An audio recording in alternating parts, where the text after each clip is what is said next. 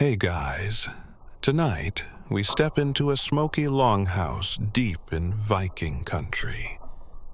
Your boots squeak on sticky, hay-covered planks.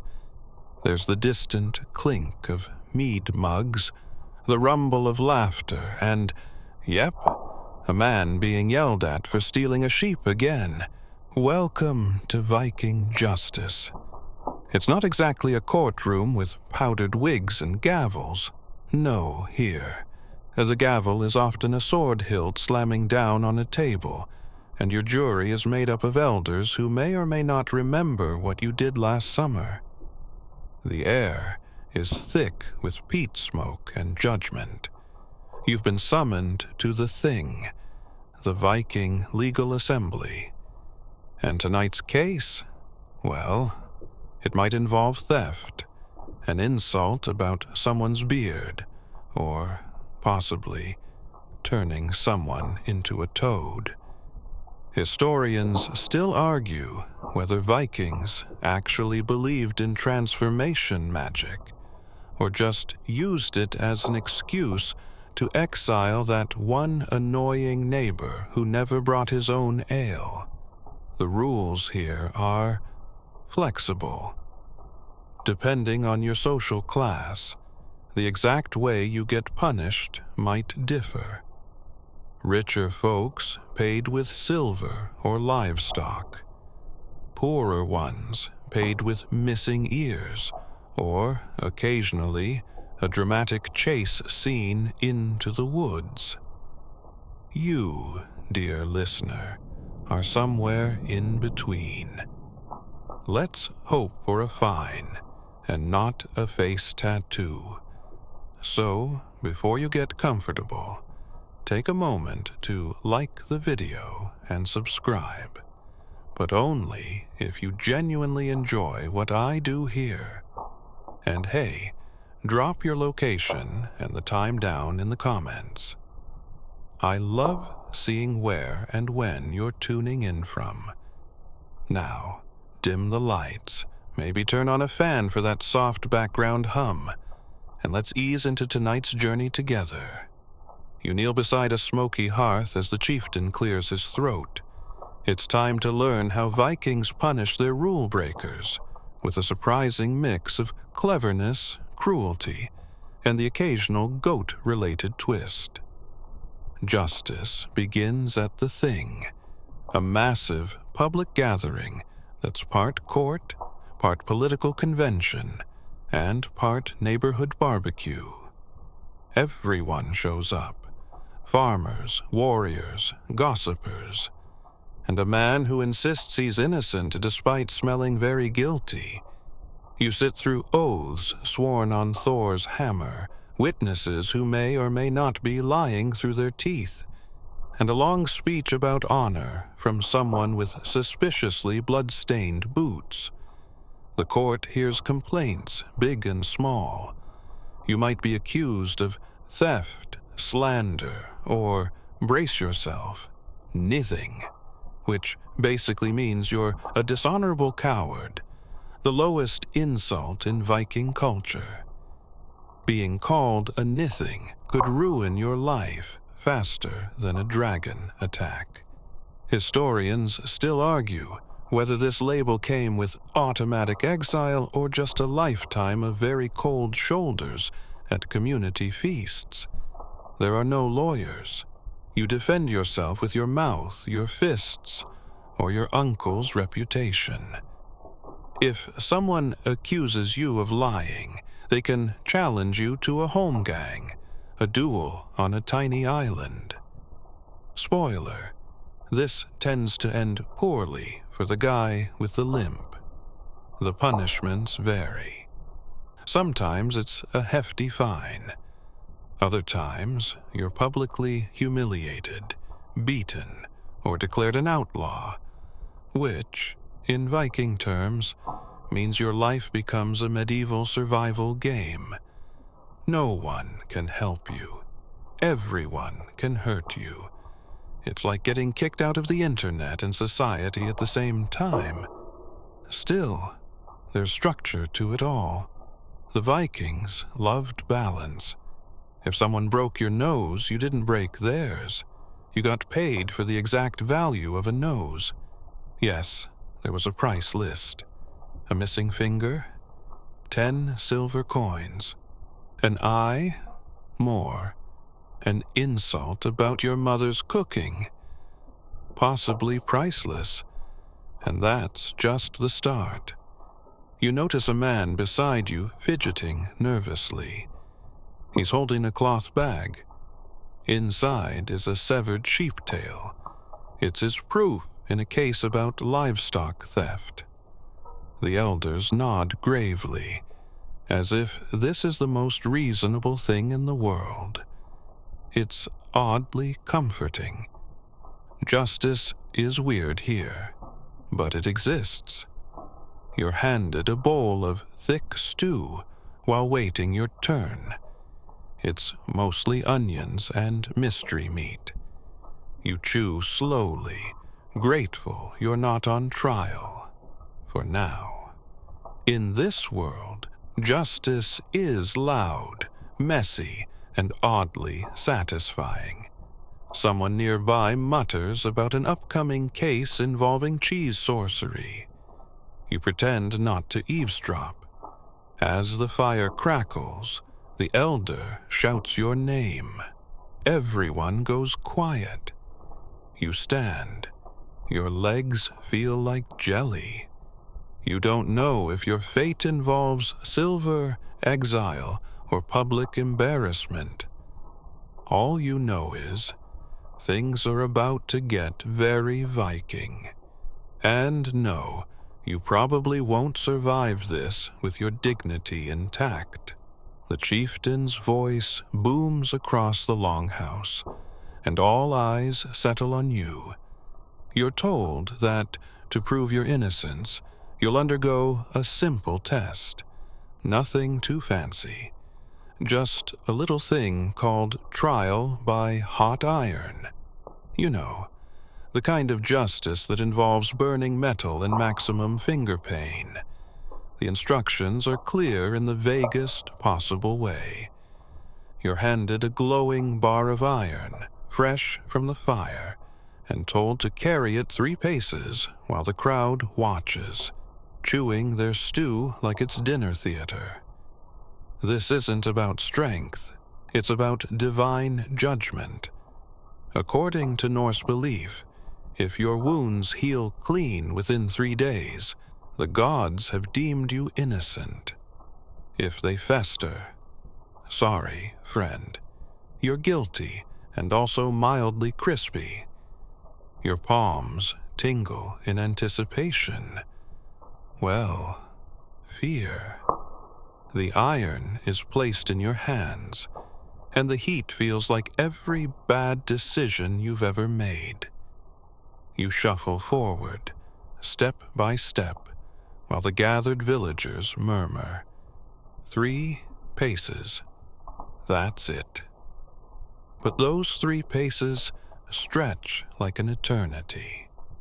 By the time you drop the iron onto the fur-covered ground, your hands are already blistering like bubble wrap in a sauna. You're told to wait. The priest will examine your hands in a few days. For now, you get bandaged up with moss and optimism.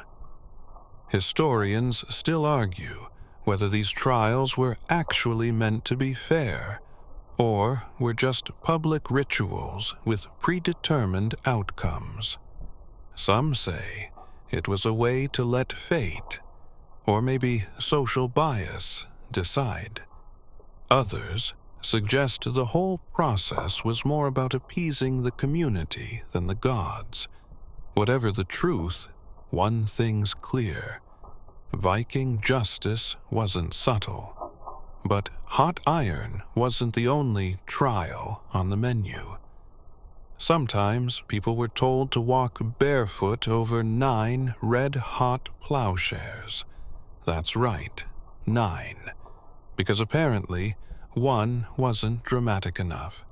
Or you might be asked to stick your hand in boiling water and fish out a rock. no pressure. You shuffle to the side and nurse your wounds with ale. A girl beside you, accused of witchcraft, just dunked her hand into boiling water without flinching. She stares at you blankly. You decide not to make eye contact again. Still, there's a strange sense of order. As painful and theatrical as these trials are, they serve a purpose. The community watches. The accused perform. And in some strange, blistered way, justice is served. Kind of. Oh, and there's always a guy who claims he passed the iron trial with no scars at all. He also claims he once arm-wrestled a troll. His name's Bjorn. You do not trust Bjorn. Even children are familiar with the rules. They chant little rhymes about the trials, dark nursery songs about justice and melted fingers. One kid sings, "Hold the iron, walk the line, tell the gods if you did the crime." You stare into the fire and wonder what kind of bedtime stories these people grew up with. One curious detail: these ordeals weren't exclusive to the Vikings. Similar rituals happened across Europe, but the Norse added flair. They believed the gods were watching every moment and judging harshly. If you cried out in pain, perhaps Thor thought you were weak. If you passed out, maybe Loki was laughing. You wake up 2 days later with your hands wrapped in reindeer leather. The priest removes the bandages. Everyone leans in. Your hands, not infected, swollen and horrifying, yes, but no pus. You've been spared, innocent, or at least not obviously guilty. You're free to go. The chieftain nods. The girl with the witchy stare is still watching you. You avoid her again. As you step out into the cold air, your hands pulsing with heat, you realize justice here is less about facts and more about drama. The gods may or may not be real, but the audience definitely is. And they've just witnessed your burning performance. It's not Broadway, it's Viking law.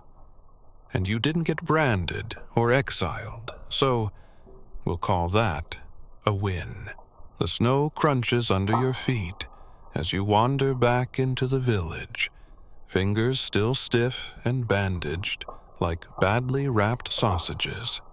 You're just starting to feel grateful for surviving your hot iron ordeal when a sharp whistle cuts through the air. A group has gathered again outside the longhouse. Something's about to go down. You join the small crowd circling a wiry man with wide eyes and a nervous twitch. He's clutching a small pouch and muttering that it was only 1 ring of silver, and he was going to return it anyway. Sure, that's what they all say. This man, whose name no one remembers but everyone now calls Skarfi the Snatcher, is about to receive one of the oldest and simplest Viking punishments: the loss of an ear. Yes, if you were caught stealing, not in some elaborate heist, but even something as simple as a piece of jewelry or a chicken, chances are you weren't executed. Vikings valued productive members of society, even if their idea of productivity occasionally involved borrowing someone else's goat. So instead, they often marked thieves permanently.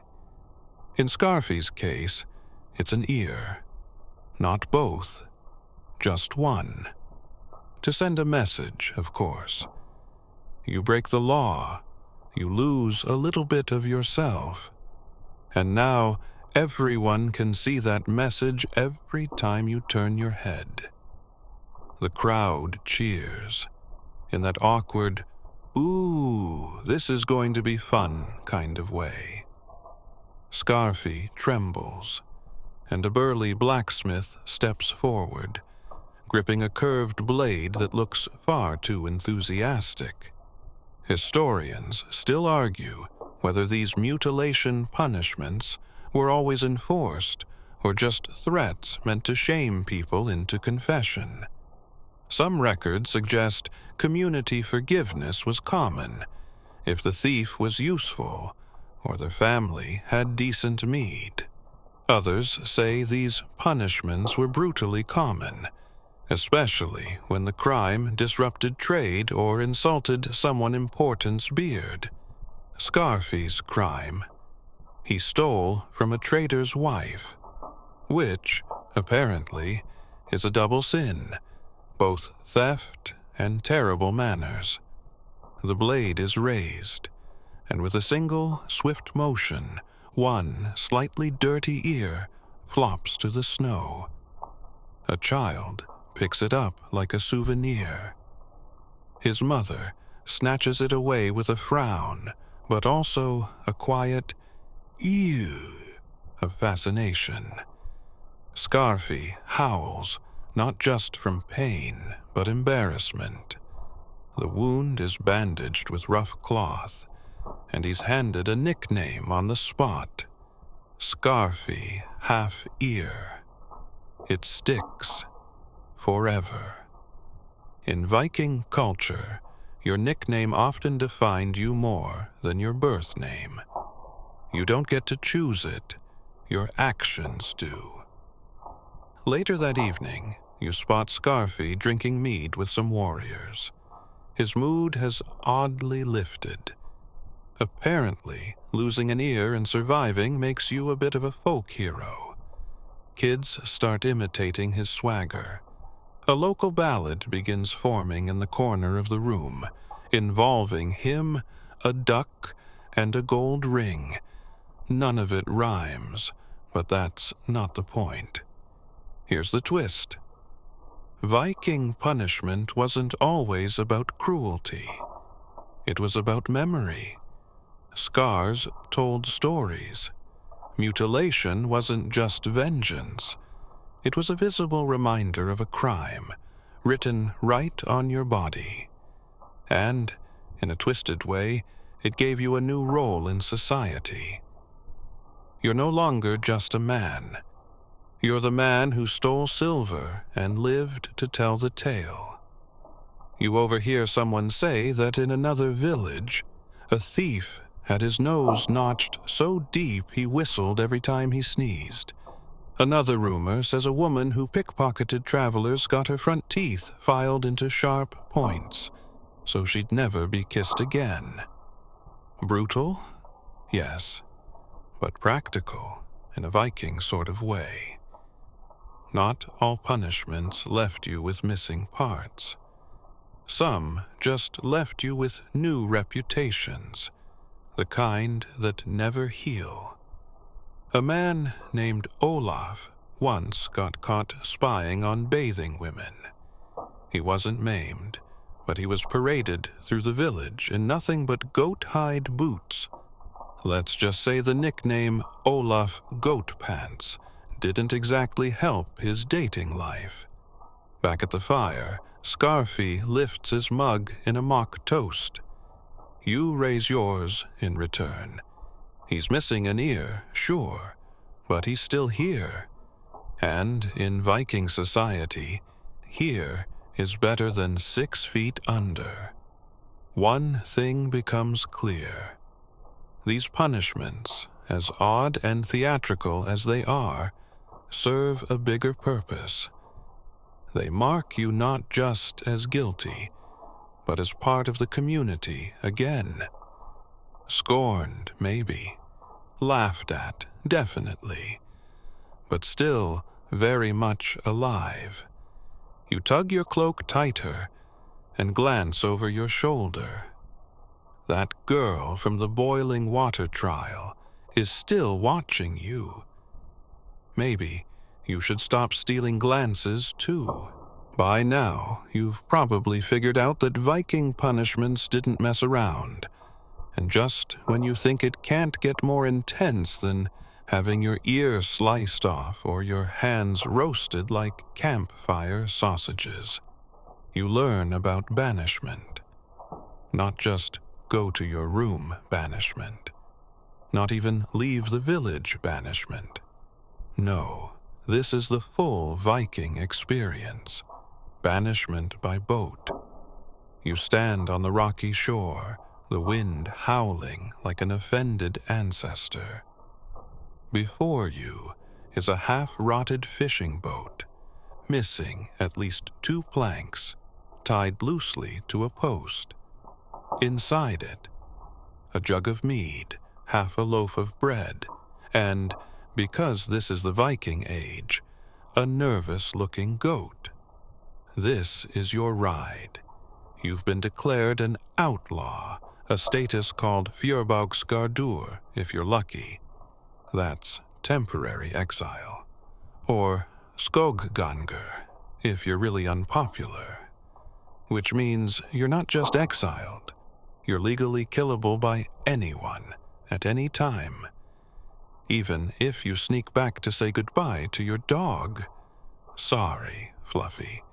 Historians still debate whether these banishments were meant to be death sentences, or if they were more like survival challenges with bonus moral lessons. Some outlaws came back years later, bearded and changed. Others didn't come back at all. Maybe they found new lands. Maybe the goat ate the bread. The chieftain waves dismissively. "Out you go," he says, as if this is an errand and not your forced relocation to literally wherever the wind takes you. The villagers gather to watch. Some look sympathetic. One is eating berries and clearly just here for the drama. You climb into the boat, the wood creaking ominously.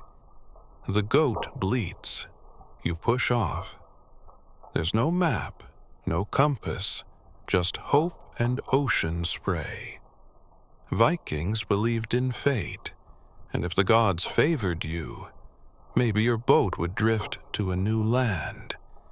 Maybe you'd find Iceland, or a smaller, colder version of Iceland, or a rock shaped vaguely like Thor's chin.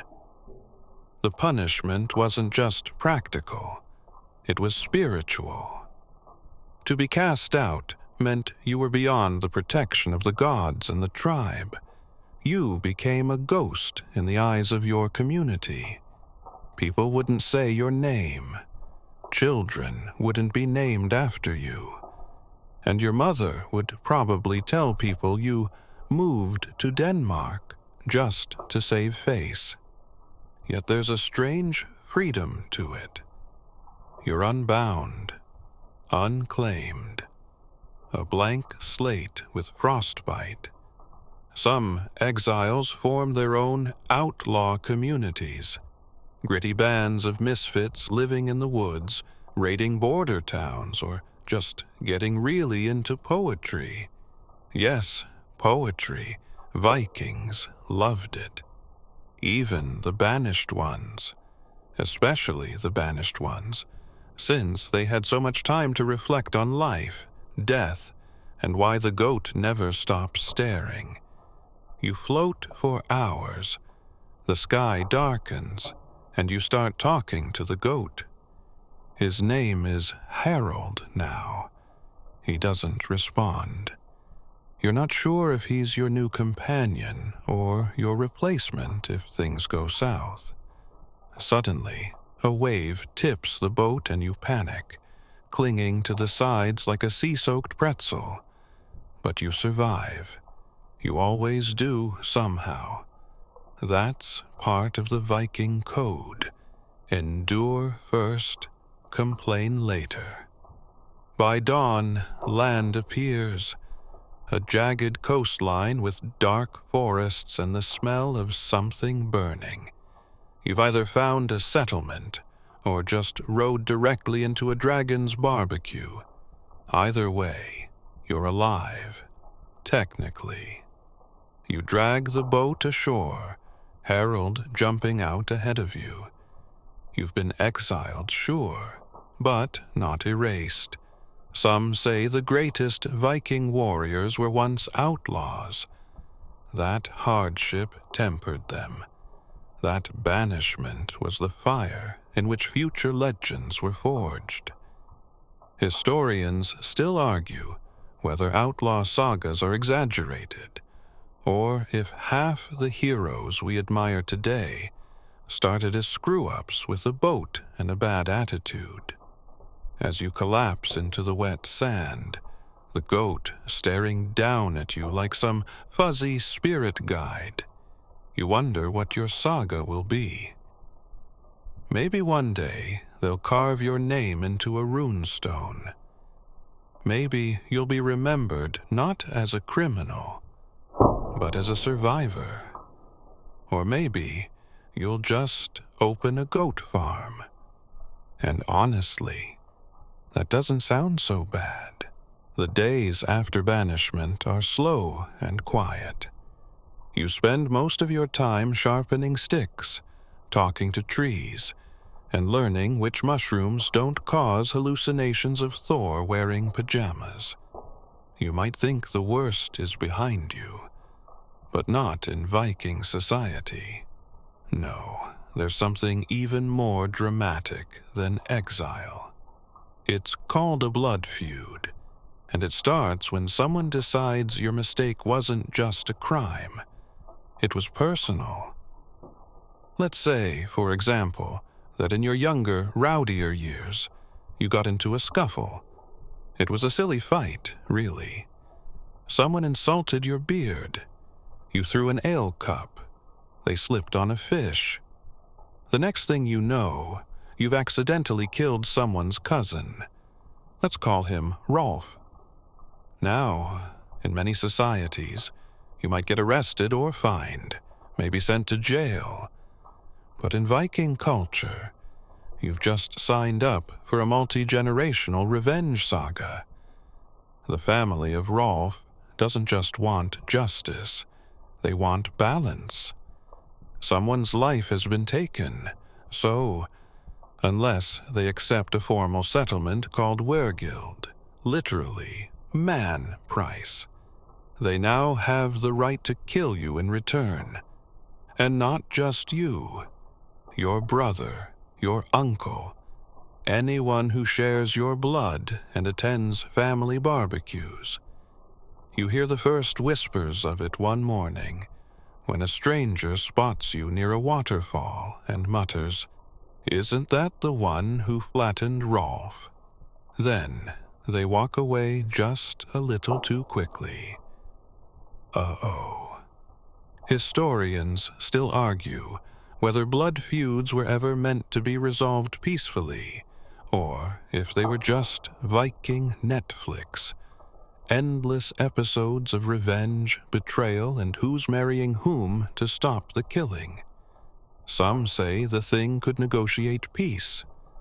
Others say it usually just added fuel to the fire by holding dramatic public debates that made everyone even angrier. You try to offer wergild. You gather everything valuable you can. Silver rings, your last goat, yes, Harold again, and even that rare imported comb from Saxon land. The family listens. Then they say it's not enough. Apparently Rolf was a good man, and always shared his smoked fish. Now they want blood. This is when Viking justice turns theatrical. The family calls a gathering. You're invited, or rather summoned. You sit in a field surrounded by villagers, sheep, and the heavy sense that this picnic could turn violent.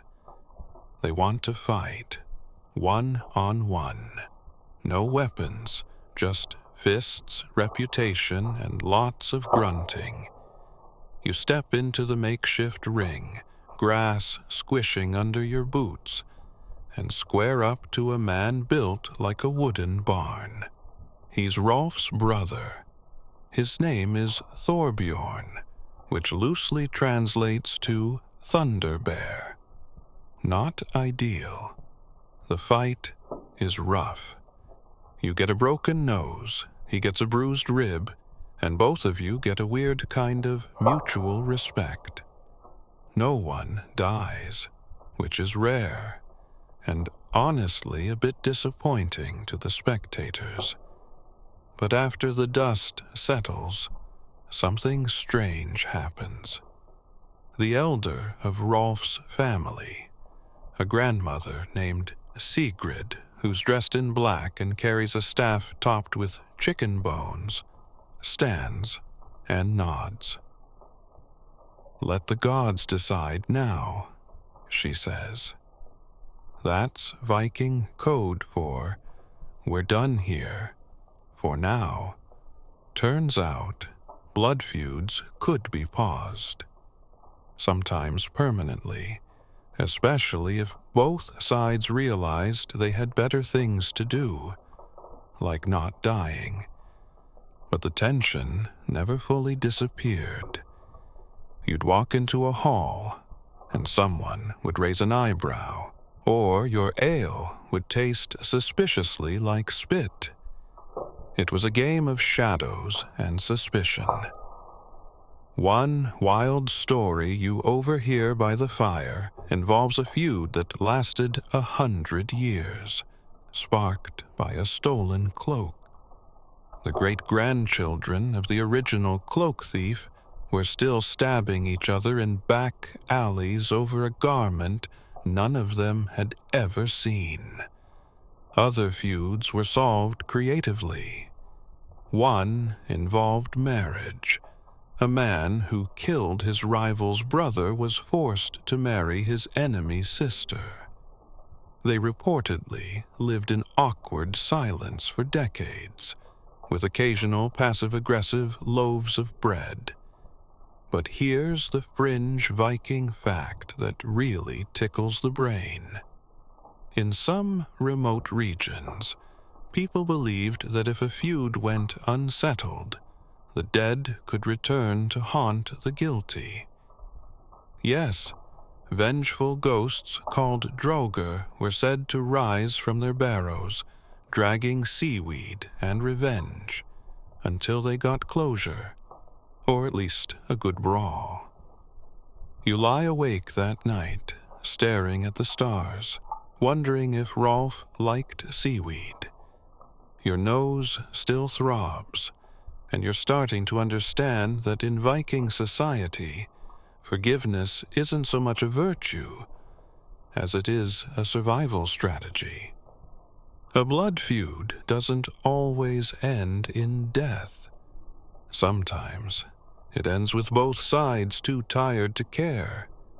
And honestly, after 3 nights in a damp cave with nothing but pickled herring and goat snores, you're too tired to care too. The forest around you is quiet, thick with pine and the smell of damp moss. You've survived exile, a slap-happy blood feud, and a nose that still whistles when you breathe too hard. But your punishment isn't over yet, not even close. You've just been sentenced to one of the Viking world's lesser-known, but strangely poetic, forms of discipline, the time-out tree. That's right. Instead of sending you to prison, the local thing decided to tie you to a tree for 2 days. Naked? No, that would be weird. But humiliated? Absolutely. They walk you out at dawn into the fog, past the village goats who give you the judgmental side eye. The tree itself is massive, an ancient pine that's seen more crime than the village elder's gossip circle. Its bark is split and weathered, and you half expect it to whisper. Another one? You're strapped to it with thick ropes, arms loose enough to wiggle, legs just far enough apart to keep you from napping. No movement, no shelter. And if it rains, which it always does, you're getting wet. Punishments like this weren't about pain, they were about shame. You become a living scarecrow, on display, literally rooted in place, while the world moves on without you. And the birds? Oh, the birds love this. They sit just out of reach and judge you from above, squawking like winged grandmothers with opinions. Historians still debate whether this kind of punishment was universal across Norse territories, or just a regional quirk, possibly borrowed from older pagan rites. Some suggest it began as a ritual of reflection, meant to cleanse the soul through exposure to nature and silence. Others think it was just a low-budget holding cell. Either way, it works. You think a lot out there, about your choices, about goats, about whether pine sap counts as a protein. Villagers occasionally walk by, pretending not to look, but they always do. A few bring food, flatbread, dried fish, and once a suspiciously lumpy apple. One child throws a rock at your foot, misses, then apologizes so politely it almost brings a tear to your eye. At night, the real trial begins. It's cold, and the tree creaks in the wind like it's laughing at you. You try to sleep upright, but every branch seems to jab you in a new philosophical direction. The goat, yes, Harold is back, nuzzles your boot in the moonlight. You're not sure if he's checking on you or just hoping for leftovers. Either way, you whisper your regrets to him, and he just chews grass like a therapist who's heard it all before. You remember tales you've heard around the fire, of others who stood where you are. One man confessed to stealing honey, then spent 3 days tree-bound in a thunderstorm, swearing never to touch another hive. He became a beekeeper, oddly enough. Another tale speaks of a woman accused of slander, whispering that her neighbor brewed weak mead. She was tied to the tree for a day and emerged with a best-selling saga of poems about regret, weather, and overly sensitive mead enthusiasts. By morning of the second day, your muscles ache, your feet are numb, and your inner monologue has developed a slight dramatic flair. You've composed 3 songs in your head, written an apology speech to Rolf's family, and sworn off fermented cabbage forever. But something's shifted. You feel calmer, humiliated, yes, but also oddly free.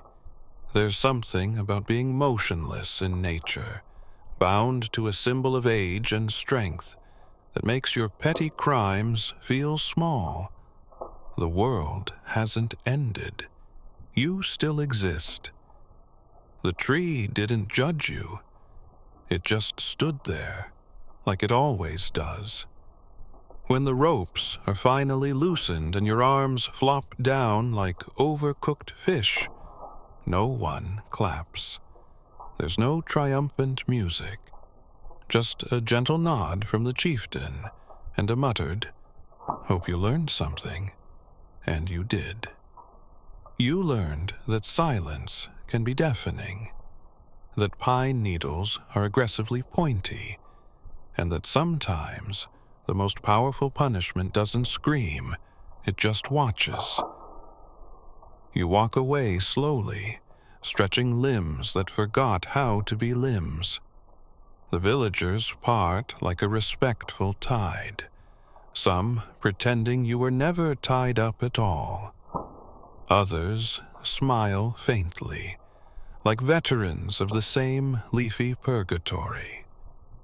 Later that evening, a new case is brought to the Thing. A man who let his sheep wander into sacred burial mounds. His punishment, you guessed it. You glance at the old pine in the distance, now empty but never forgotten. It sways a little in the wind, like it's nodding to you. Yeah, you two are old friends now. You're back in the village now, smelling slightly of bark, shame, and moral growth. You think maybe you've escaped the worst of Viking justice. But then you spot it. At the edge of the village square, just past the chicken pen, and the man arguing with his dog, there it stands. A shame pillar. Imagine a tall stone monolith, carved with runes, some faded, others still sharp, bearing the names of people who broke the rules. It's the Viking version of a public comment section. Except you can't delete your entry, and everyone walking by gets to read it forever. You approach it cautiously. The stone is cold to the touch, and you can already see familiar names etched deep into its surface. There's Eric the Wobbly, banished for drunkenly trying to ride a pig into a funeral. There's Solvig Fish-Tongue, punished for gossiping so much it caused 2 marriages to collapse and a boat to sink. And now, as you tilt your head, yep, there's yours. Slightly crooked, but unmistakable. They've given you a nickname, too. Tree Hugger the Foolish. Ouch. This is your punishment now. No blood, no exile. Just permanent public reputation damage. And in Viking society, your reputation wasn't just social currency. It was your legacy. People remembered names. Names became sagas. And sagas became either heroic epics or long-running jokes. Historians still debate how common shame pillars really were. Some say they were rare, reserved for the most awkward offenses, like bad poetry recitals or sheep-related misunderstandings. Others believe they were widespread, used in smaller communities to control behavior without resorting to physical punishment. What's agreed on is this: Vikings loved accountability. And nothing holds you accountable like 200 pounds of granite calling you out in runes. The worst part, you can't hide it. Anyone traveling through the village stops to read. Traders, poets, warriors, they all glance at the stone while adjusting their cloaks and pretending not to laugh. One guy even sketches it into a journal like he's collecting embarrassing Pokemon. But here's the twist. Being on the pillar doesn't always destroy you. Some names up there belong to people who later became respected elders, ship captains, even poets whose works still echo through the fjords. You remember one name in particular, Hrolf No-Toes. Everyone knows he lost his toes to frostbite after falling asleep on a roof, drunk. His name was carved in shame. But today, he's a legend. Children dress as him during winter festivals. A saga was written about his unfortunate nap, and it's actually kind of beautiful. You start to realize something. The shame pillar isn't just a warning. It's a marker in your story. A chapter you can grow from. Sure, for now, people giggle when they see your name.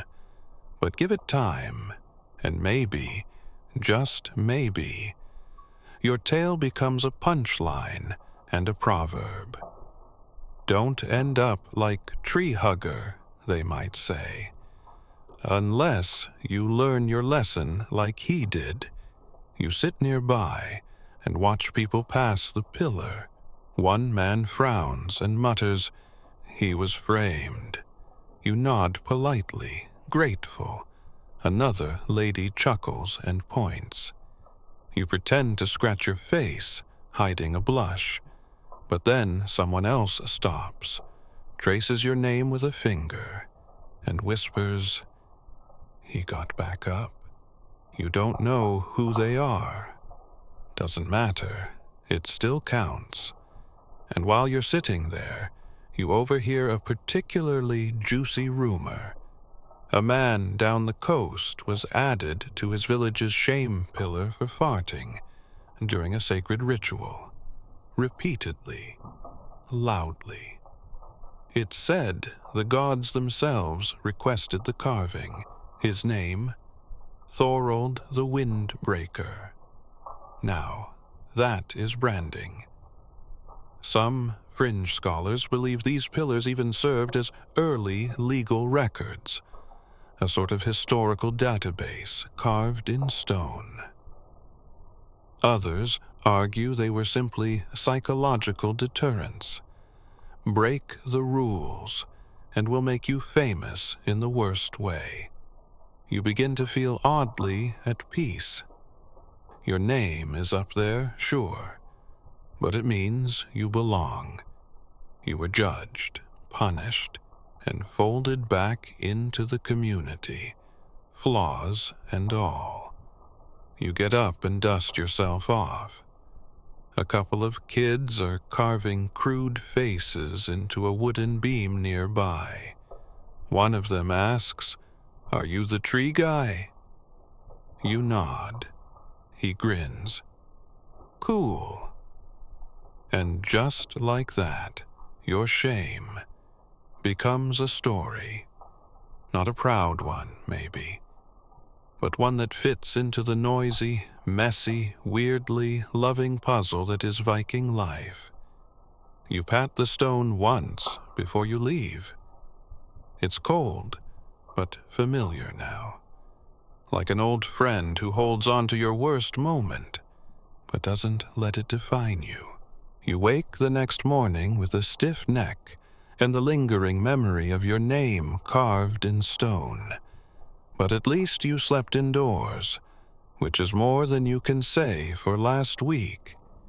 You're starting to feel like maybe you've weathered the worst of Viking punishments. And then you spot it. In the center of the village square, just beyond the blacksmith's forge, there's a contraption that can only be described as wooden humiliation in carpentry form. Welcome to the Viking stocks, or, as you're starting to call them, the world's worst wedgies. A couple of thick beams, curved holes for your neck and wrists, a locking bar. It's primitive, uncomfortable, and designed for one thing: maximum awkwardness. The Norse version may not look quite like the English pillories you've seen in history books, but the concept is the same. You're restrained, stuck in a pose that's somehow undignified and theatrical at the same time. You try not to make eye contact as the village elder announces your next punishment. For repeated disrespect to the thing and excessive talking during judgment time, Tree Hugger shall spend the day in the stocks. You? Disrespectful? Okay, maybe a little, but only because someone called your cloak a bit saggy, and you had feelings. So there you are, wrists and neck locked in. The wood is rough and cold. Your back cramps immediately. Your nose itches within 30 seconds, and of course, you can't scratch it. The true agony begins when the village's children arrive. Let's talk about Viking kids for a moment. Cute, sure, but also absolutely savage when you're defenseless. One throws a piece of hard bread that hits you square on the forehead. Another pokes your foot with a stick. A third just sits there and stares at you like you're a particularly fascinating type of fish. Historians still argue whether stocks were used as formal punishment across all Norse settlements, or just in places with extra wood and extra judgment. Some think it was a borrowed custom from continental Europe. Others believe it had deep roots in Scandinavian shame culture, serving as both entertainment and warning.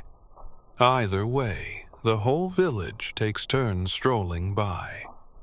Some offer unsolicited advice. You should have bowed more during the thing. Others offer food you absolutely cannot reach, a juicy apple dangled just out of biting range. You nearly cry when it rolls into the dirt. One fringe story you remember involved a man named Ketil Fork-Tongue, who was locked in the stocks for claiming he could out-sing the skalds. His punishment included being pelted with fish while forced to recite poetry backward. He emerged slimy but wiser, reportedly switching careers to goat grooming. You endure your sentence with as much dignity as one can while drooling onto a wooden beam. The sun climbs higher. You sweat. Your legs fall asleep. A bird lands briefly on your head and then leaves something behind as a gift. You're too tired to care. But here's the odd thing. By late afternoon, the mood changes. People stop mocking you.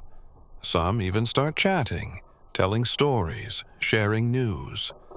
The blacksmith leans over and says, "Happened to me last spring. I fell asleep during a wedding speech." You nod as best you can. Suddenly, your shame becomes a bridge. A woman hands you a cup of water and lets you sip it awkwardly from a ladle. "You're doing better than my brother," she says. "He panicked and sneezed on the law speaker." You try not to laugh, but end up snorting, which honestly just adds to the moment. That evening, the stocks creak open and you're released, shoulders aching and dignity only mildly bruised. The children cheer. The sun sets in a sky smeared with fire-orange clouds. You feel lighter, like you've earned your place among the punished and redeemed. And that's the thing with Viking justice. It's rarely about ruining someone. It's about testing them, humbling them, then welcoming them back. Covered in stale bread and small bird droppings, sure, but back nonetheless. Before bed, someone tells you about an old custom, that if you survive the stocks without crying, you earn a kind of informal respect. You didn't cry, they say, so that's something. You lie down that night under a wool blanket that smells faintly of sheep and smoke. Your neck still hurts, but your heart feels oddly proud. You were tested, mocked, and pelted with what might have been a turnip. And you survived. Now, that is very Viking. You've gotten used to Viking justice by now. The ear thing. Handled. The tree.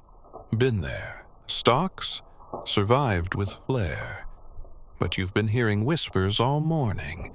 Something about a man who crossed a line so sacred, so untouchable, it made everyone gasp in synchronized horror. He stole a horse. Now, you might be thinking, really? That's it? But in the Viking world, a horse wasn't just transportation. It was wealth, status, a noble companion in war, farming, and surprisingly deep friendship. Stealing one was like running off with someone's car, dog, and identity all at once. It wasn't just rude. It was spiritual betrayal. You're summoned to the village green, not because you're guilty this time, for once, but because someone else is. A wiry man named Bjarki stands in the center, surrounded by the murmuring crowd. The stolen horse has already been returned, neighing smugly, perhaps aware that it's more beloved than its former thief. Bjarki looks calm, too calm, which is probably why the elders have decided on something unconventional. Instead of execution or exile, they declare that Bjarki is now unmensch. The term has a few meanings depending on region, but here it essentially means he's no longer a person. It's chilling. From this moment forward, no one can speak to him. No one can feed him. No one can trade with him or acknowledge his existence. He becomes socially invisible, like a ghost that breathes but doesn't matter. And worse, it's forever. Historians still argue about the origins of this form of punishment. Some believe it was a rare but culturally devastating sentence, usually reserved for traitors or serious spiritual crimes like horse theft, grave robbing, or breaking sacred oaths. Others think it was a mix of exile and social purging, meant to destroy someone from the inside out. The fringe belief that the unmensch were cursed, not just by people, but by the land itself, that forests would turn cold around them, that animals would avoid them, that even the gods would look away. Bjarki is given nothing, not even a glance. He tries to speak, to plead, but no one responds. He shouts a curse.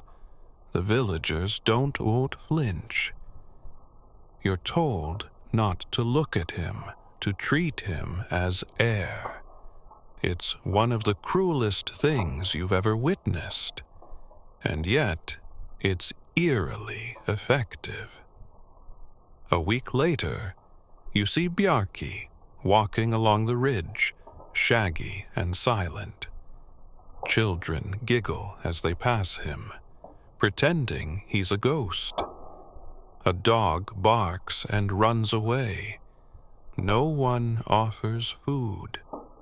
No one lets him near the fire. He lives in the woods now, not quite outlawed, but certainly unclaimed. You wonder, is this worse than death? Then you hear the old tales, the ones whispered at night, when mead loosens lips. They say some unmensch eventually turned feral, that without community, their minds broke. One lived among wolves and forgot human language. Another returned years later, claiming he could hear the trees speak. Another simply disappeared, leaving behind a trail of bones shaped like runes. Others, however, tried to redeem themselves. One man, cursed for stealing sacred mead, wandered the land planting trees at every village border, carving apologies into each one. It's said that, after decades, his name was re-spoken. He was invited home for one final feast. He died at the table, smiling. You can't help but feel a little chill when Bjarki walks past again. He's thinner, quiet, but not angry. He simply exists on the edge of your world, unseen, unheld, and you realize something. Viking punishment wasn't always violent. Sometimes it was quiet. Social death, inflicted not with swords, but with silence. In some ways, it's more haunting than any blood feud or burning ordeal, because we're all built to belong. And when that's taken from you, when you're made into a ghost that no one mourns, you don't just lose your rights, you lose yourself. Later that night, as you sit by the fire with the others, sharing a bowl of stew, you catch your reflection in the mead. For the first time in days, you're grateful. Grateful that people still see you. Grateful that you're still someone. You've seen punishment by silence, by fire, by trees, and by public ridicule. And just when you think the Vikings have exhausted their list of creative consequences, along comes one that feels like it was invented by a deeply frustrated barber. Nose cutting, that's right. In certain crimes, particularly those involving deception, betrayal, or breaking honor codes in a truly personal way, the punishment wasn't death or exile. It was facial redesign. You first hear about it from an old man at the forge. He's polishing a blade and tells the tale with a smirk. You lie to your chieftain, you lose a bit of trust. And maybe the tip of your nose. You laugh nervously. He doesn't. Across the village, a man known only as Snub Hauk walks by. You can guess why. His nose ends in an abrupt, flat shelf, like someone forgot to finish sculpting him. He's not hiding it either. It's there, right in the open, framed by a thick, braided beard and a proud scowl. As if to say, yes, I messed up. No, you may not speak of it. Historians still argue about how widespread this practice was. Some claim nose-cutting was rare, used mostly in legal dramas or revenge tales, while others say it was surprisingly common in cases of adultery, oath-breaking, or insulting someone's humingja, a concept similar to honor or spiritual fortune.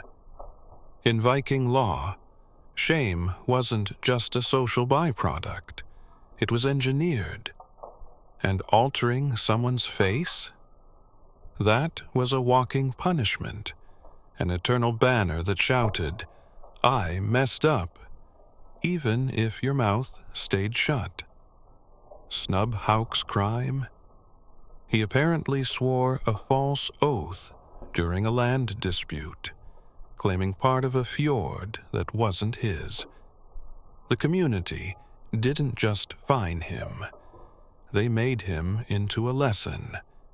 Now, every time someone negotiates over pasture land or argues about who owns which cow, they glance at Snub Hauk and remember, Don't lie to the thing. But this punishment wasn't just about noses. In some cases, entire faces were reshaped, ears sliced, lips branded, and yes, in especially grim tales, tongues split. Not enough to kill, just enough to mark, to remake someone's outside to match how society now viewed their inside. You recall one whispered story about a woman named Brynhild, who was caught poisoning mead to rig a marriage dispute. Her punishment: her cheeks were carved with tiny, permanent lines in the shape of a spider. They said it marked her as deceitful, but others say she wore it like war paint and became a feared herbalist. The debate still simmers. Were these punishments enforced as law or as community-driven acts of revenge?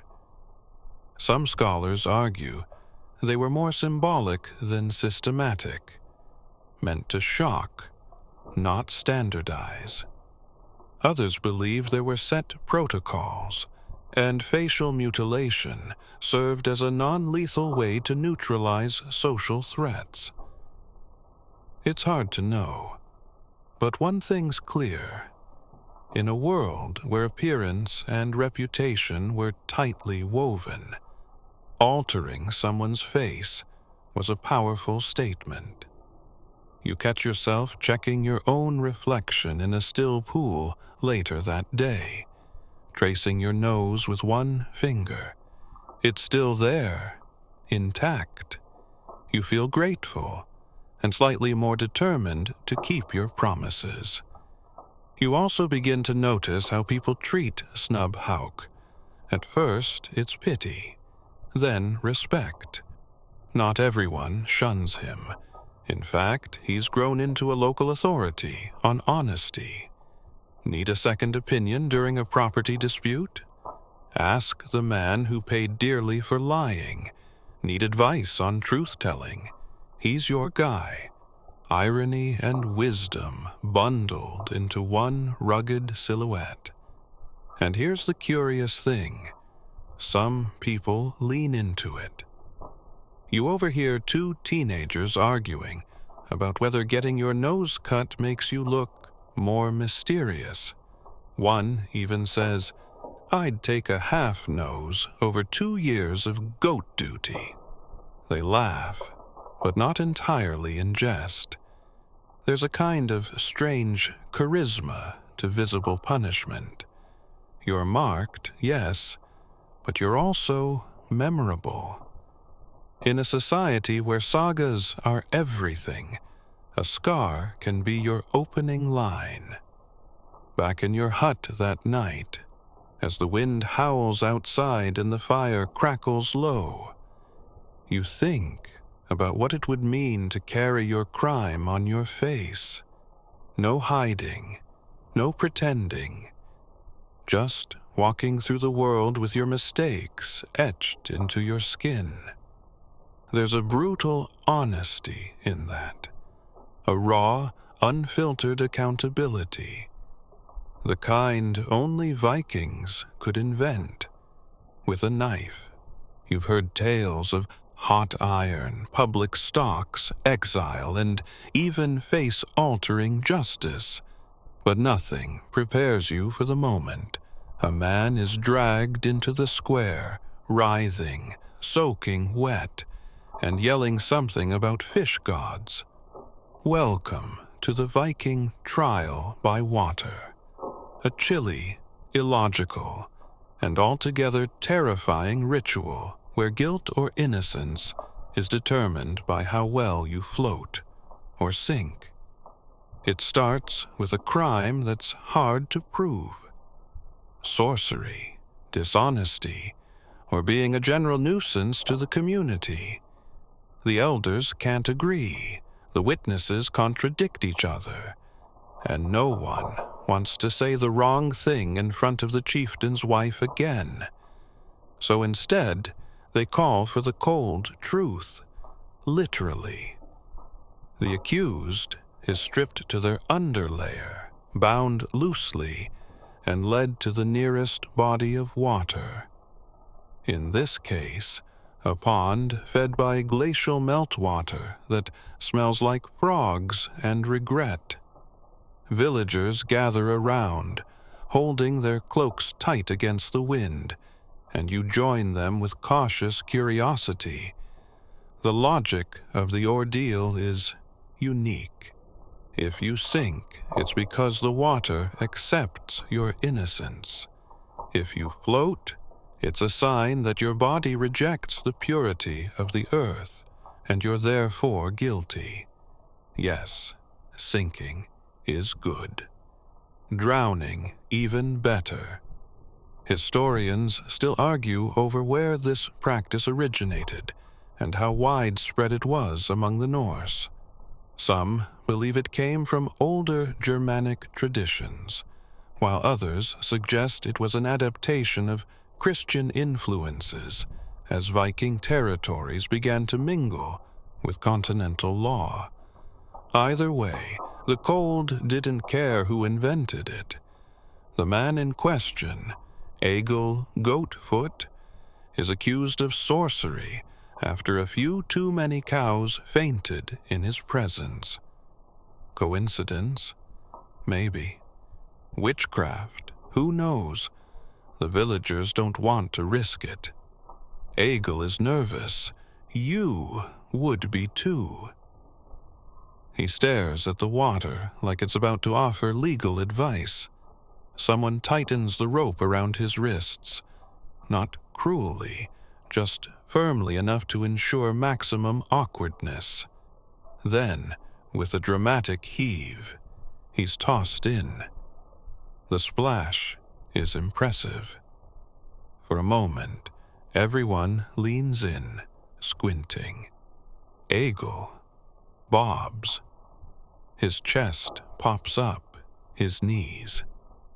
Then, a little wave carries him back toward the shore like a soggy accusation. People gasp. One woman crosses herself. Another throws a radish. "He floats," someone yells. "Guilty," another roars. You suppress a sigh. Poor Egil, accused of magic, betrayed by buoyancy. But here's the kicker. Egil may be guilty in the eyes of the village, but he's not executed. Instead, he's sentenced to ritual penance, which in this case involves living alone in a cave for 40 days, with nothing but dried fish and a copy of the Havamal, the Norse Book of Wisdom. He'll emerge either a reformed man or a better poet. Possibly both. Some fringe tales tell of people surviving water trials, only to be declared innocent anyway, especially if the rope snapped or a raven flew overhead. Superstition always played a role. It wasn't just about sinking, it was about signs. A woman once floated for an entire hour and was still declared pure because a double rainbow appeared mid-ordeal. True story, allegedly. Still, the psychological effect is undeniable. Water was sacred. Lakes and rivers were places of spirits, gods, and mystery. To be tested by water meant surrendering to forces no one could control, not even the chieftain.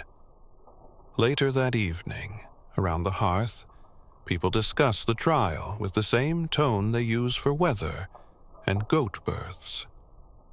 Egil didn't scream too much. He always was floaty. Reckon he'll come back with a beard of moss. It's almost casual, but not to you. You keep thinking about the silence before the splash, the way the villagers held their breath, hoping the water would decide for them. How easily a ripple can carry someone from person to pariah. It's not just punishment. It's mythology, wrapped in ritual, a moment where law meets folklore, and where justice sometimes forgets to pack a towel. You step outside, feeling the chill air against your face. The moonlight dances across the pond, still rippling with Egel's memory. Somewhere in the distance, a goat bleats. You shiver, not from cold, but from knowing that in Viking society, even the water gets a vote. And you're still on dry land. So for now, you call that a win. You'd think by now you've seen every punishment a Viking could cook up, but there's one more sentence that chills you even more than the glacial pond. It's the dreaded status no Viking ever wants to hear. Announced, Skogarmadur. Literally translated, it means man of the forest. But it's so much worse than it sounds. It doesn't mean you're a peaceful tree hugger weaving moss into your beard. No, it means you've been declared an outlaw, and not in the romantic wanted poster kind of way. In Viking terms, you are now outside the law. Anyone can kill you. No one can help you. You are unpersoned, undeserving of mercy, protection, or even a decent burial. You don't just lose your home, you lose your place in the world. And today, someone is being made into one. The man's name is Hrafn, a fisherman who allegedly sabotaged another man's boat over a love triangle involving pickled herring and poetry. It's all very confusing, but what matters now is that the thing has spoken. Hrafn is no longer Hrafn. He's a Skogarmadur. The judgment is announced in front of the whole village. The chieftain raises a hand and says, "Let it be known, no one shall aid him. No one shall shelter him. If he is seen near the village, he may be slain without guilt." You watch as Hrafn, stunned and pale, is given a small pack of supplies and ushered toward the tree line. He tries to speak. No one responds. He pleads with his sister. She looks away. His dog whimpers, but even it doesn't follow. He disappears into the woods, swallowed by the shadows of pines. The crowd disperses like it was nothing. Someone immediately brings up lunch. Life goes on, for everyone except Hrafn. Historians still argue over the details of Viking outlawry. Some suggest it was typically temporary, a period of a few years spent in exile before being allowed to return if the offense was minor. Others claim once someone was named Skogarmadur, they were as good as dead. There are legends, of course, stories of outlaws who survived, who carved new lives in the wild, building hidden homesteads far from the fjords. They became ghost stories, bandits, hermits.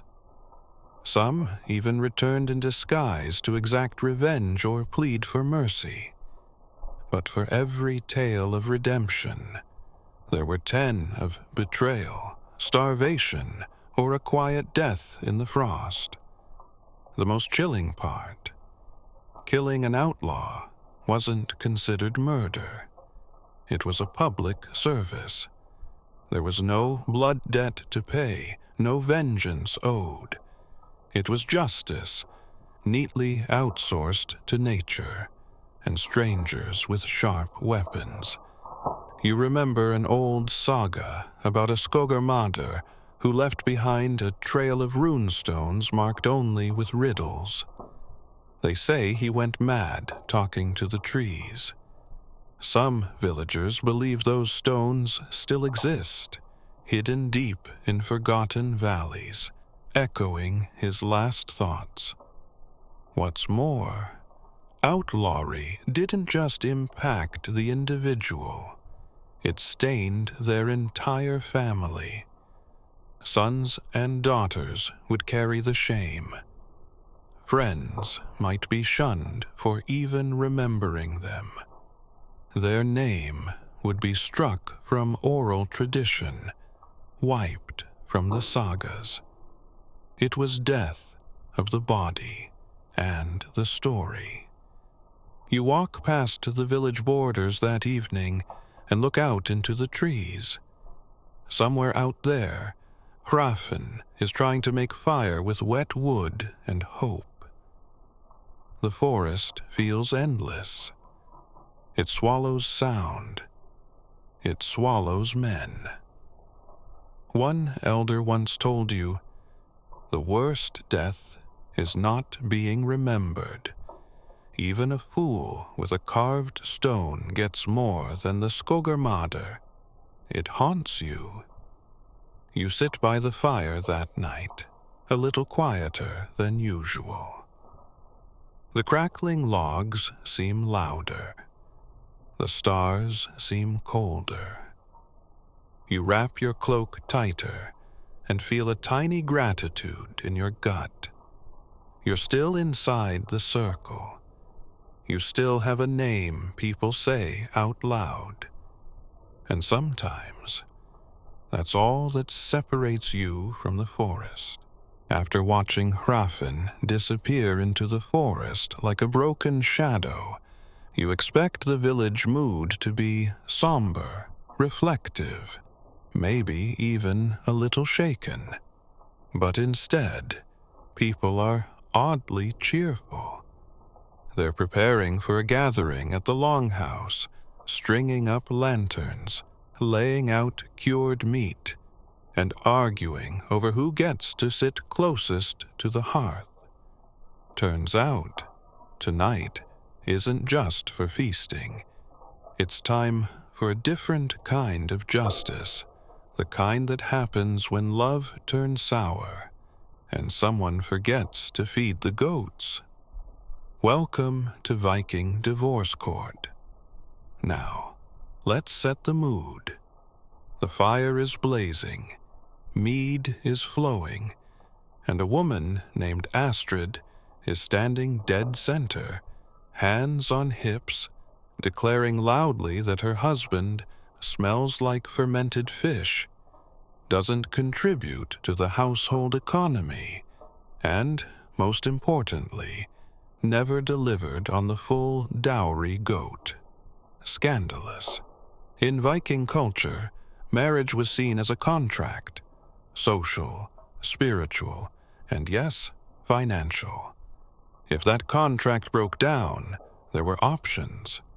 Divorce wasn't taboo. In fact, it was refreshingly normal. But that doesn't mean it was easy. You sit cross-legged by the hearth as the village elder calls the couple forward. Astrid's husband, a broad-shouldered man named Bjorn, looks deeply uncomfortable. His beard has breadcrumbs in it. Not a great start. Astrid lays out her complaints like she's reciting a shopping list. Laziness, public embarrassment, one incident involving falling into a fish barrel, and general failure to be a man of worth. The room nods, quietly. Bjorn, for his part, mumbles something about being misunderstood, and that the goat was sick anyway. His defense is not winning hearts. Here's where it gets interesting. In Viking law, either spouse could initiate a divorce. A woman simply had to declare it in front of witnesses, often at the couple's bed or at the main door of their home, repeating her decision 3 times for emphasis. Astrid, of course, decided to do it in front of the entire village, with dramatic flair. Historians still debate how frequent divorces were, and whether they came with penalties or just social consequences. Some say women had quite a bit of freedom in this regard, especially if their families were strong or well-connected. Others argue that while divorce was legal, it was still heavily swayed by community reputation and economic influence.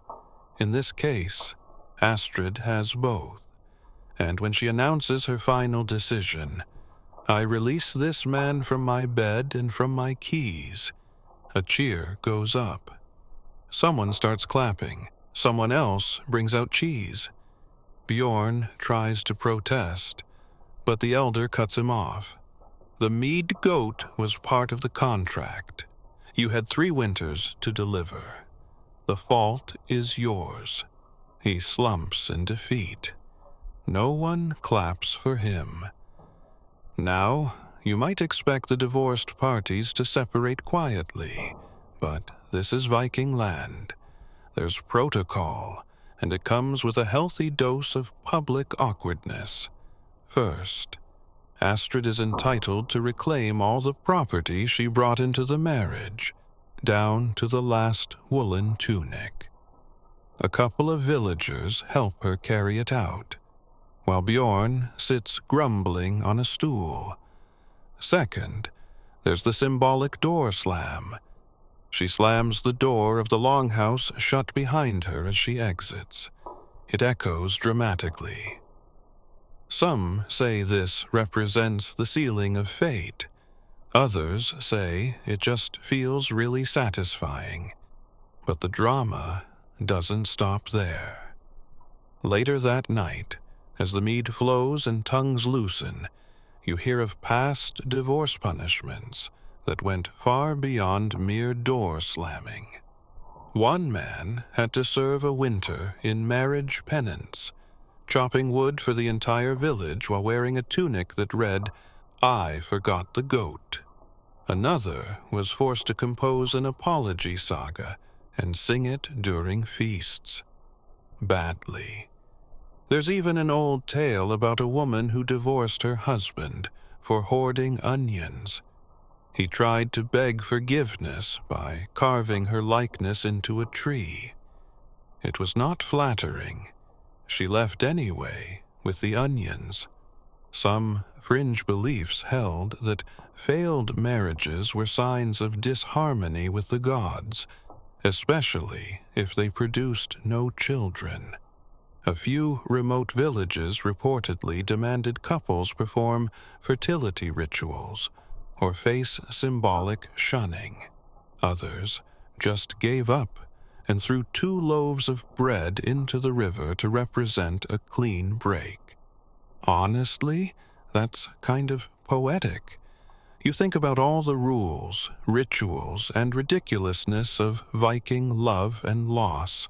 It wasn't all passion and poetry. It was contracts, expectations, and, when things fell apart, very public reckonings. Still, there's something honest about it. People didn't stay in misery for tradition's sake. They owned their failures, announced them loudly, and moved on, with goats or without. You catch Astrid later, sipping mead and laughing with her friends. She doesn't seem sad. She seems free. Bjorn, meanwhile, is petting a goat in the corner. Maybe he's learning. Maybe he's composing a song. Either way, justice was done. And love? Well, it'll have to try again tomorrow. You wake up to the sound of distant laughter and someone shouting, "He insulted the beard!"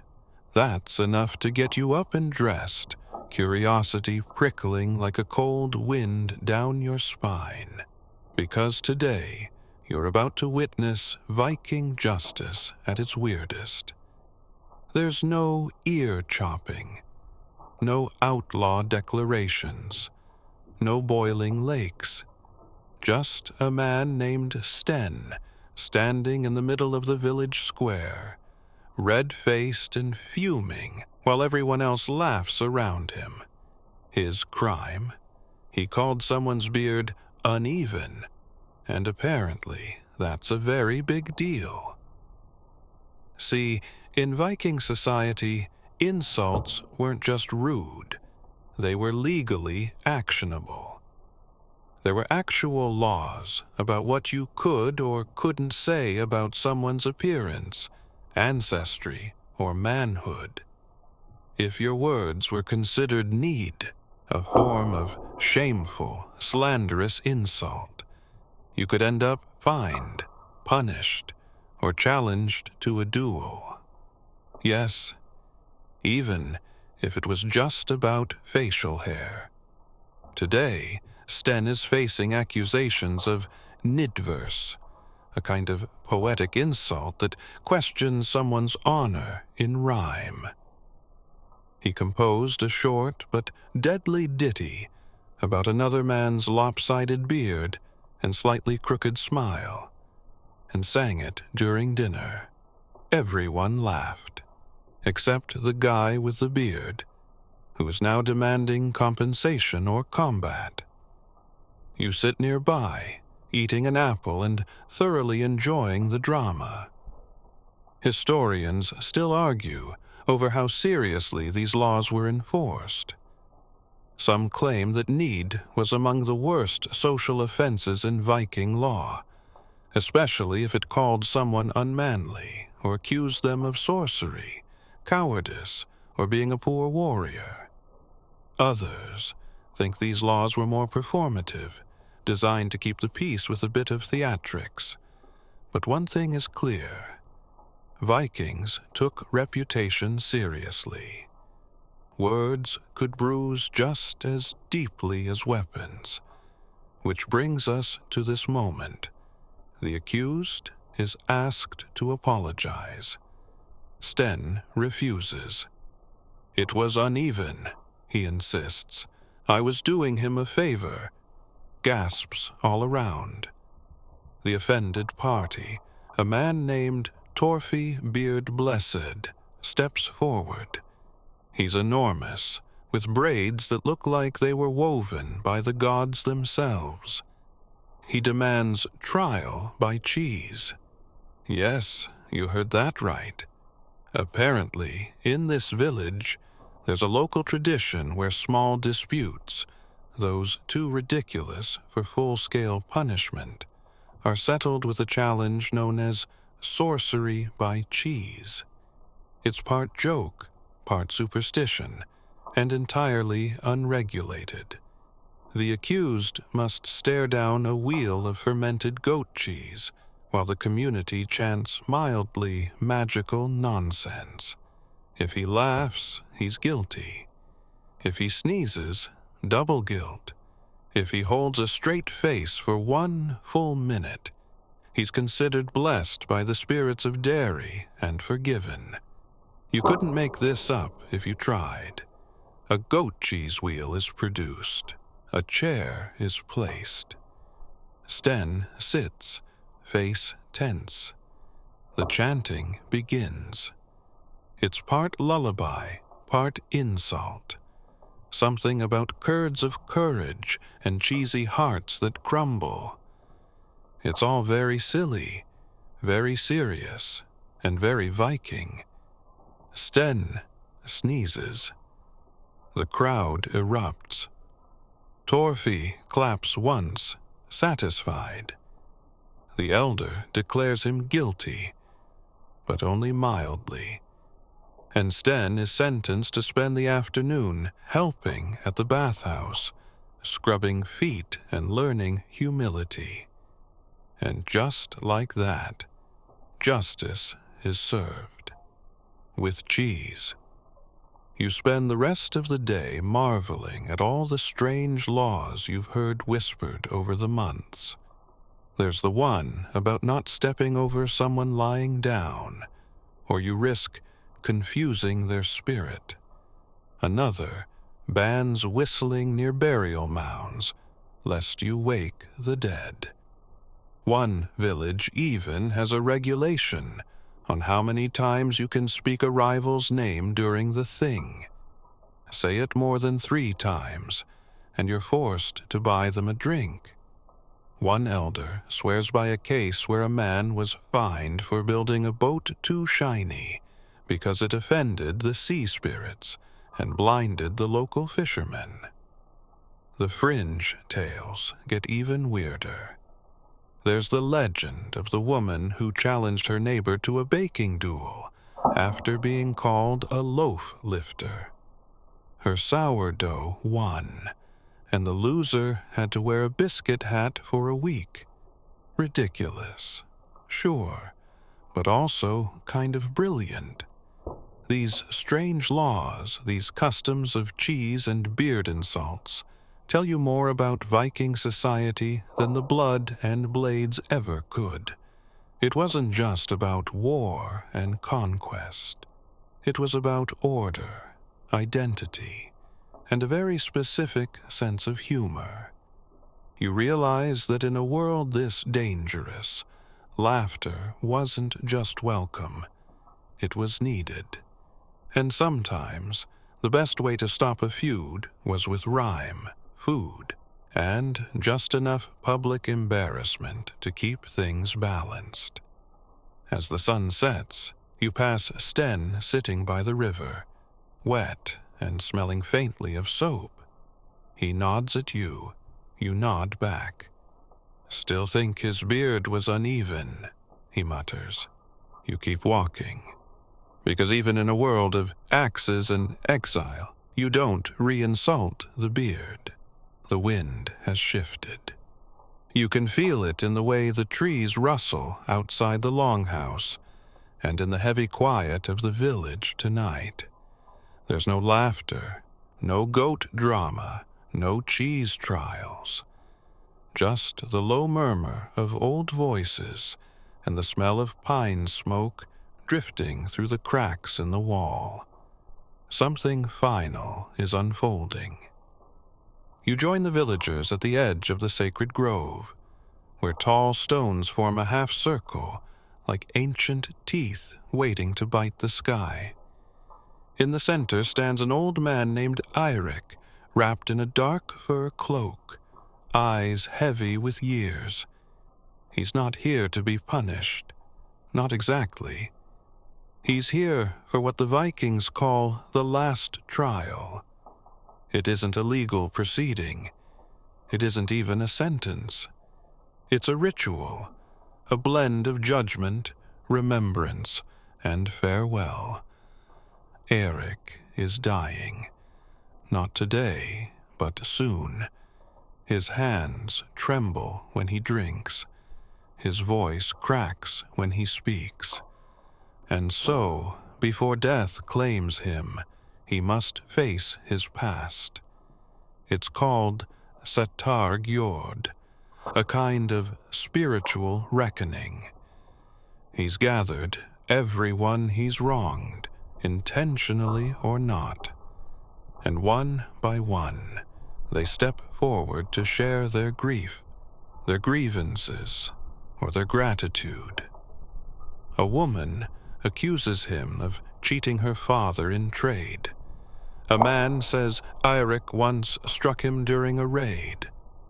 A child, now grown, says Eirik scared her with stories of trolls. Then, one by one, each person forgives him, or doesn't. It's raw, it's emotional, and it's deeply human. You watch as Eirik accepts every word, nodding slowly, never interrupting. When the last person finishes, he lifts a small horn of mead and drinks, a ritual sip.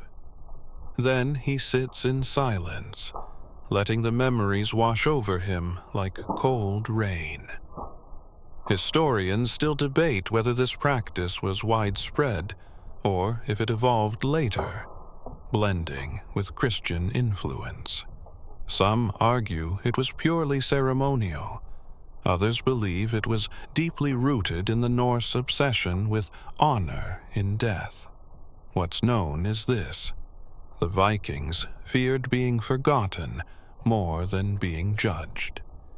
Eirik has prepared his own burial goods, weapons, a lock of his wife's hair, a small wooden carving of Thor, and, curiously, a polished stone etched with his nickname, Eirik Ember Eyes. The name was given to him in youth for his temper. Tonight, it feels more like a title. He lies down on a blanket beside the fire. No dramatic ending, just quiet breathing and the faces of the people he lived beside, fought with, traded with, wronged and protected. You think back on every strange punishment you've seen: the ears lost, the hands burned, the shame pillars, the goat trials, the exile. But none of it feels as powerful as this: a man calmly facing his legacy. A final trial held not in anger, but in truth. Later, as you return to your own bed, you can't shake the thought: this is the real reason the Viking world functioned. Not fear, not swords, but stories. People carried their history not in scrolls, but in scars, nicknames, and whispered tales. And when the punishment was done, when the blood dried, or the tree untied you, what mattered most wasn't what you lost. It was how your story would be told when you were gone. Would you be remembered with laughter, with respect, with warnings, or all three? You pull the blanket up to your chin and exhale. You're still here. You've survived the punishments, the goats, the trials, the nose jokes. You still have your name. You still have your story. Let that be enough. And now, as the fire crackles lower and the village falls into sleep, let yourself drift. The stones of the shame pillar are cool in the moonlight, their runes faded but still whispering names long gone. The pine trees sway gently, the time-out tree standing tall and silent, holding no grudges. Somewhere, far beyond the edge of the forest, an outlaw tends a quiet fire, breathing in smoke and memory. The world of Viking punishments was harsh, yes, but also strangely warm in its humanity. There were rules, rituals, moments of ridiculous grace and painful wisdom. People stumbled, and they were punished, but they were also folded back into the fold, shaped not just by scars, but by stories. So let yourself relax into that world for a moment longer. Imagine the cool earth beneath you, the flickering shadows of a longhouse hearth on the ceiling above, the soft hush of wool against your skin, and the steady hum of wind threading its fingers through the grass outside. You are safe now. You are seen. You are forgiven for every silly mistake and goat-related misunderstanding your sleepy mind still holds on to. And as you exhale, let the weight of judgment lift. You've done enough for one life. Let your saga rest for now. Sleep well, traveler of tales. Sleep deep, sleep safe. Sweet dreams.